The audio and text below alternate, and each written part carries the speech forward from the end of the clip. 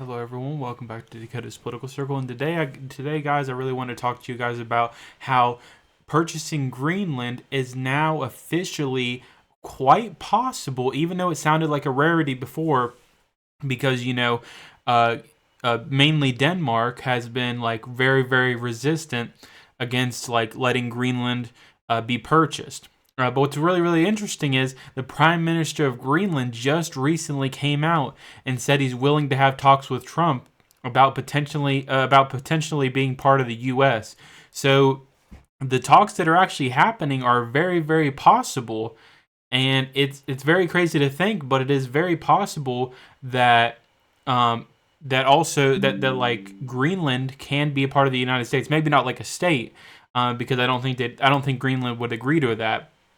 But I do see them agreeing to a possible territorial thing, and if we help them out a lot financially, that they would consider it. I think that is a big option that's on the table, and I think that especially now it's bigger than it has been for many, many years.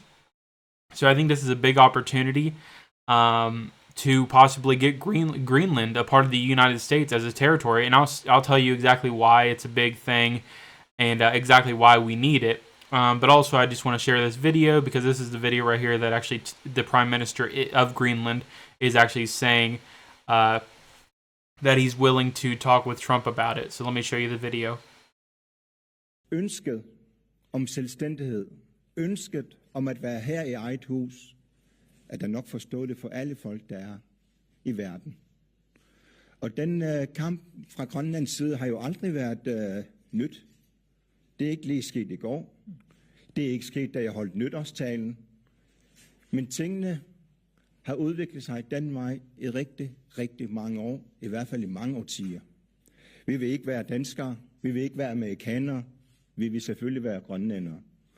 Og selvfølgelig er det den grønlandske folk, som bestemmer deres fremtid. Har du været i kontakt med Donald Trump, den kommende amerikanske præsident?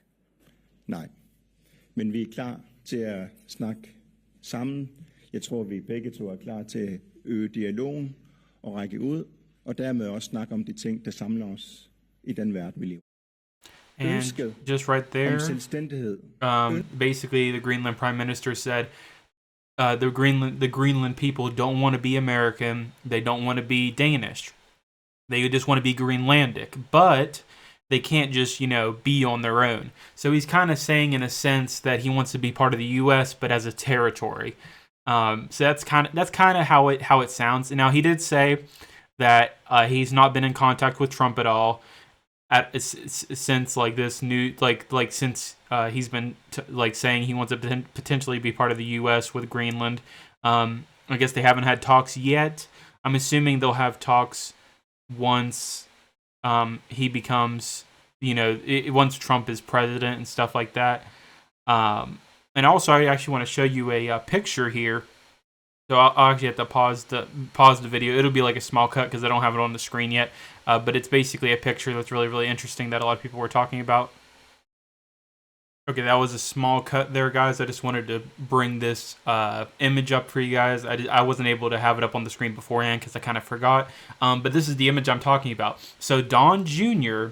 actually, which is, obviously Donald Trump's son.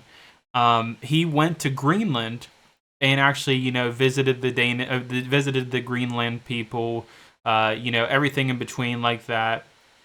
And he actually met some people that are literally huge pro-Americans in Greenland, which is a huge surprise. And it's really awesome to see stuff like that. And it shows that like they're enthusiastically pro-American at the very least, and not like pro-Danish. So that's really awesome to see.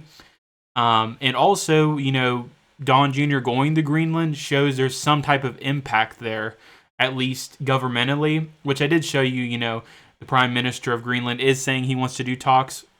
So there's definitely something happening now. You just know there's something happening. You don't know what's happening, but there's something going on underneath. You just don't know what it is. And since they haven't specifically talked like Donald Trump and the Greenland Prime Minister, it is really, really interesting that they may be talking soon, especially when Trump becomes president. And it's going to be really crazy if this does end up happening. I also want to show you something else right here. So, John Fetterman, if you guys know John Fetterman, Democrat, Pennsylvania senator, He used to be, a lot of people thought he was very, very liberal, but he's came out to be a little bit more moderate than people expect. And he actually said something really, really funny because he was going to meet Donald Trump at Mar-a-Lago just to talk about Greenland and talk about many other things because he does support the move for Greenland, which is really interesting. He claims it as the Louisiana Purchase, kind of like how that was, and which makes a lot of sense. It's a huge territorial thing. But he actually said something really funny here, which you can already see in the caption. But I'm just going to play it for you guys just to show you. It's kind of funny. They extended an invitation, and then we were sure, and then that's how it went. What do you plan on talking about with President-elect? Was it? What do you plan on talking about with the Well, President? yeah, I'm asking to be named the Pope of Greenland, and I bet they extended. So he was joking, but it's actually really funny because he wants to be. He was saying he wants to be named the Pope of Greenland, which is really hilarious. In a way, John Fetterman's probably my favorite Democrat senator now. Now, I think he's just trying to sway voters in a way at the same time, but it is really awesome to see he's the only Dem senator that's really giving a thought to Trump about Greenland and also many, many other things. So that's really awesome to see. And also, I also wanted to show you this, guys. Let me show you real quick. I want to show you right here. So just to show you how big of an advantage Greenland is if we actually do end up purchasing it. It's a big advantage based on the bigger mileage from Greenland. So the United States is about 4.5 times bigger than Greenland, but that's pretty sizable. And if you look right here, just to compare it, now obviously Greenland isn't that big. If you look at maps, maps show some places that look bigger than others, but sometimes they aren't.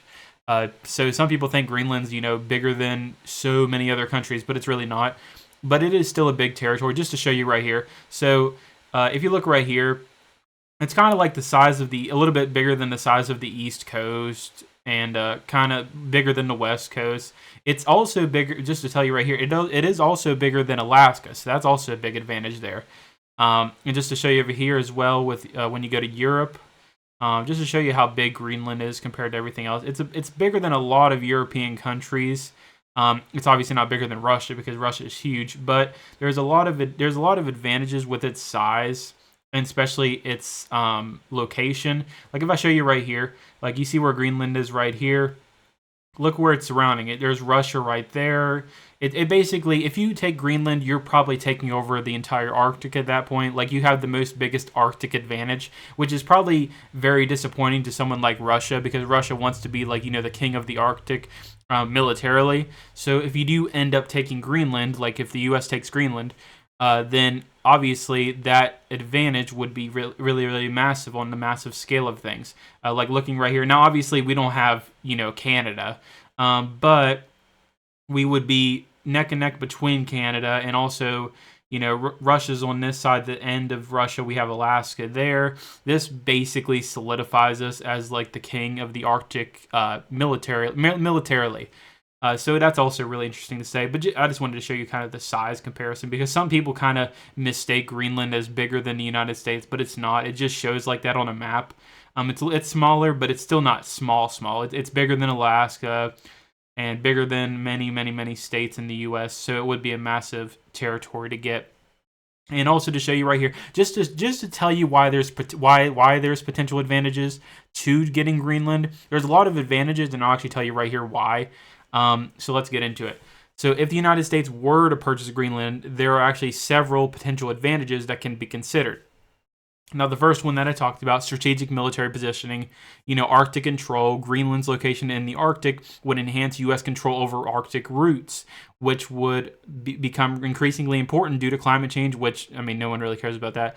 And the melting of polar ice, I wouldn't really care too much about that either, but this is the big part. This could be improved surveillance, defense, and shipping routes, and then military bases. Existing U.S. bases are in Greenland already, but you can, potentially allow easier expansion and modernization of military infrastructure. You can also be the massive kings of the Arctic in a way when it comes to military. Then there's also natural resources. This is also a massive advantage as well. So minerals and rare earths. Greenland has significant deposits of minerals, including rare earth elements, which are crucial for high-tech industries, green energy technologies, and defense applications. ownership could secure a supply for the U.S. industry. So this could, rapidly increase our development on like oil and natural gas, and you got minerals, all sorts of stuff that can make the U.S. richer, and also, untapped oil and gas, like I just talked about. It'll be a big thing. We won't have to be dependent on like foreign oil, so that's also a big advantage. And there's some scientific stuff. I don't want to go too much into it, but there's climate studies. Greenland's ice sheets in areas can help with climate research, which is, technically that's a good thing, but I'm not too big on climate change. Then there's space weather. Geographical position makes it ideal for observing space weather phenomenon. So that can also help with our space exploration and, just researching space capabilities and stuff like that. And geopolitical influence. This is also a massive thing. It counterbalances other powers, that has global interest in the Arctic. So owning Greenland would allow the U.S. to counterbalance the influence of Russia and potentially China in the region, especially Russia. That's the big one there.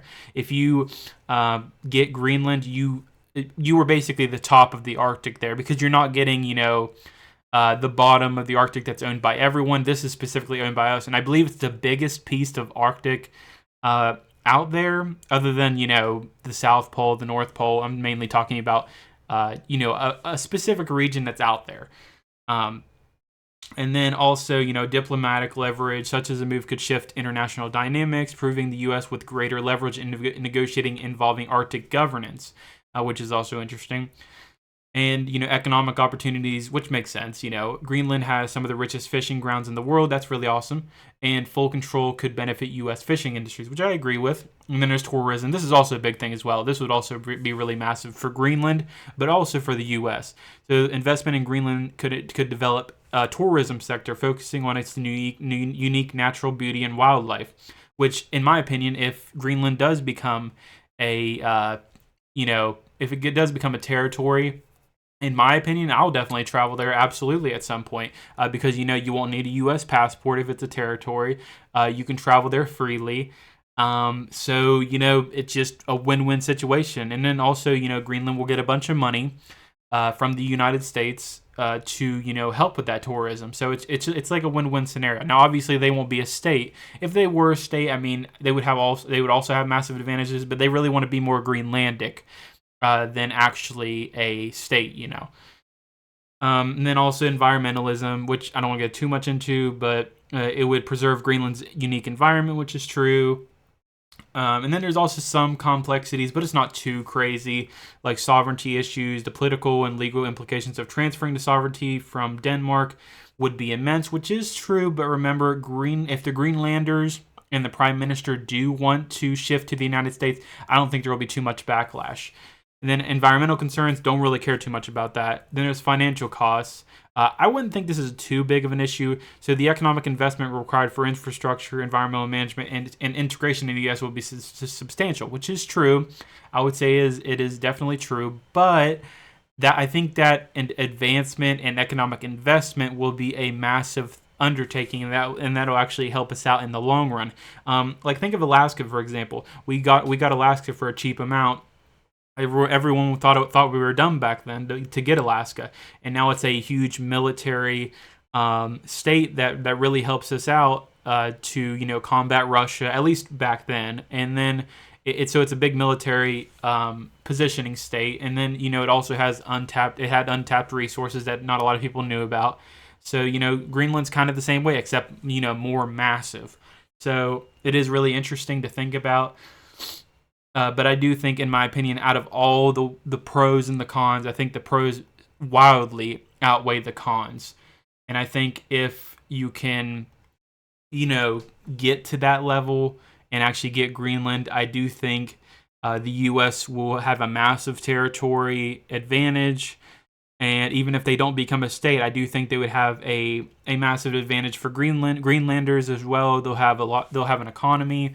Just like other territories do, to an extent. They're not like their own governing body, but it would be really, really massive. But I really want to talk to you guys about this today because I did hear the news that did come out about how it's even more likely that Greenland will become a possible U.S. territory or, be a part of the U.S. in some instance. A lot of people laughed at Donald Trump about it, but it actually is a possibility now, especially since the Prime Minister came out and said that.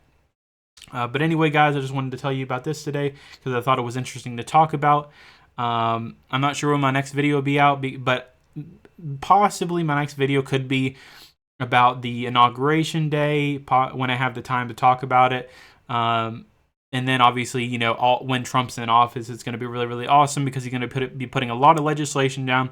And I'll definitely be talking about major parts of it. I'll definitely be talking about the first day Trump was inaugurated because he will be doing a lot of legislation, a lot of executive orders. So I do think that day is going to be really interesting to talk about. So I'll definitely do a full video on what he basically did as the first day of president. But anyway, guys, I hope you guys enjoyed this video. Thank you guys so much for watching. I'll post my video in the next few days. Not sure what it'll be about yet, but hopefully it's just about Inauguration Day. But if not, there could be something that comes out. But anyway, guys, I hope you guys enjoyed this video. Let me know in the comments, do you think we should get Greenland, or are you opposed to it? In my opinion, I think Greenland is a massive advantage to get. It has untapped resources. It is a big military it's a big military place that if we get as a actual territory, it could really help us in the long run, militarily speaking. And then there's also untapped resources like I talked about, more investment into tourism. That could be a great moneymaker for the U.S., but also, for Greenland itself. But anyway, guys, I hope you guys enjoyed. Thank you so much for watching, and I'll see you guys in the next one.